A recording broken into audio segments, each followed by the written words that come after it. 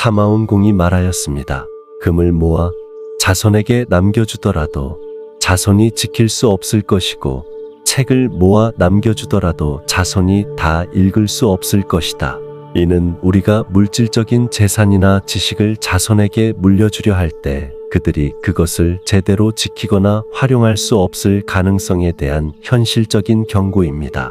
대신 그는 차라리 남모르게 음덕을 쌓아 자손을 위한 계책을 삼는 것이 가장 현명하다고 충고합니다. 우리는 흔히 자식들에게 물려줄 무언가를 남기고자 합니다. 더 많은 재산, 더 많은 지식이 그들이 앞으로의 삶을 더 잘 살아갈 수 있게 해줄 것이라고 믿습니다.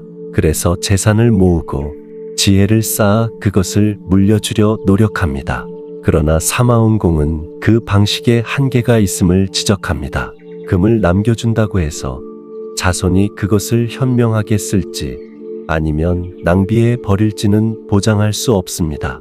마찬가지로 많은 책과 지식을 물려주더라도 그들이 그 모든 것을 이해하고 받아들일 수 있을지는 불확실합니다. 이 모든 것은 결국 그들의 선택과 성향에 따라 달라집니다. 그렇다면 무엇을 남기는 것이 진정한 유산일까? 사마온공은 말합니다. 음덕, 즉 남모르게 쌓은 선행과 은덕이야말로 자손에게 가장 큰 유산이 될 수 있다고. 남모르게 쌓은 음덕은 보이지 않지만 그 가치는 자손들에게 보이지 않는 보호막처럼 작용할 수 있습니다. 물질이나 책과 달리 음덕은 보이지 않기 때문에 사라지지 않습니다.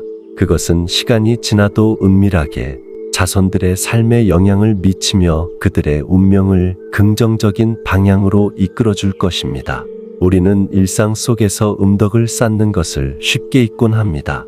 남이 보지 않는 곳에서 선행을 베푸는 것이 큰 보상을 기대하지 않는 행위이기 때문에 때로는 그 의미를 깨닫지 못할 때가 많습니다. 하지만 음덕을 쌓는다는 것은 우리의 자손들을 위한 보호막을 만드는 것과 같습니다. 우리가 보지 못하더라도 우리의 선행은 하늘에 기록되어 자손들에게 돌아갈 것입니다. 재산이나 지식보다 더 중요한 것은 자손들이 올바른 길을 걸어갈 수 있도록 보이지 않는 힘으로 이끌어주는 것이 아닐까요? 우리는 남들이 알지 못하는 곳에서 나누는 작은 친절, 희생 그리고 배려가 자손들에게 큰 축복이 되어 돌아올 것임을 믿어야 합니다. 결국 사마온공의 가르침은 우리가 물려줄 수 있는 가장 큰 유산이 남들에게 보이지 않는 덕행과 그로 인해 얻어지는 축복이라는 것입니다. 세상에 드러나지 않는 선행과 은덕은 자손들에게 오랜 시간 동안 지속적인 영향력을 미치며 그들이 스스로 선택한 길을 더 밝고 긍정적인 방향으로 인도해 줄 것입니다. 우리는 자손을 위해 무엇을 남길 것인가? 돈일까? 지식일까? 아니면 세상이 알지 못하는 곳에서 쌓아온 작은 선행들일까?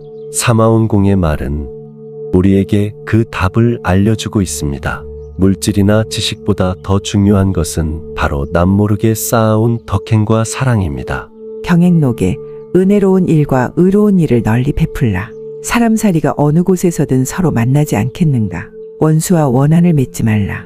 길이 좁은 곳에서 만나면 회피하기가 어려우니라는 말은 우리 삶 속에서 사람들과 맺는 관계에 대한 깊은 통찰을 담고 있습니다.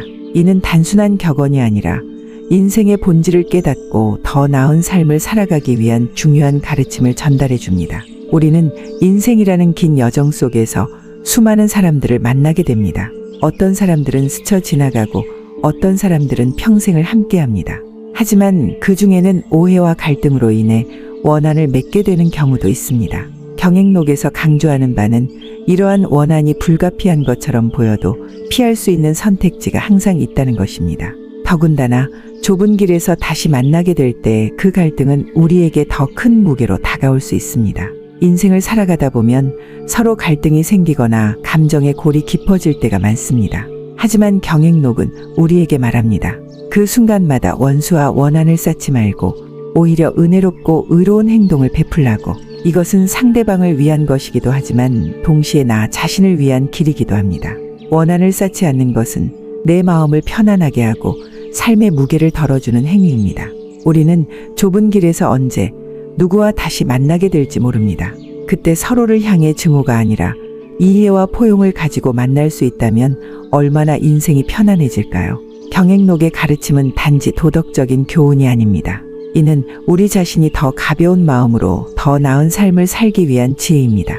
은혜와 의로움을 널리 베풀라는 말은 우리가 만나는 모든 이들에게 친절과 배려를 보여주라는 뜻입니다. 사람들은 우리에게 어떻게 행동할지 모릅니다. 하지만 우리가 은혜롭게 대한다면 그 은혜는 언젠가 돌아옵니다. 더 나아가 원한을 맺지 않으면 우리는 그들이 다시 우리 삶에 나타날 때 두려움 없이 그들을 맞이할 수 있습니다. 삶의 길은 때로는 좁고 피할 수 없는 만남이 있을 것입니다. 그때 원한으로 가득 찬 마음을 지닌 채 만나기보다는 너그럽고 평온한 마음으로 다시 만날 수 있다면 우리 삶은 더욱 밝고 가벼워질 것입니다. 서로의 잘못을 용서하고 은혜로운 마음으로 대하는 것, 이것이야말로 경행록이 우리에게 전하고자 하는 삶의 중요한 진리입니다. 결국 경행록은 우리에게 인생의 관계에서 가장 중요한 것이 무엇인지를 일깨워줍니다. 사람들과의 관계에서 쌓이는 갈등과 원한을 내려놓고 대신 은혜와 의로움으로 그 자리를 채우라는 가르침은 단순히 도덕적인 행위가 아니라 우리가 더 평화롭고 행복한 삶을 살 수 있는 열쇠입니다.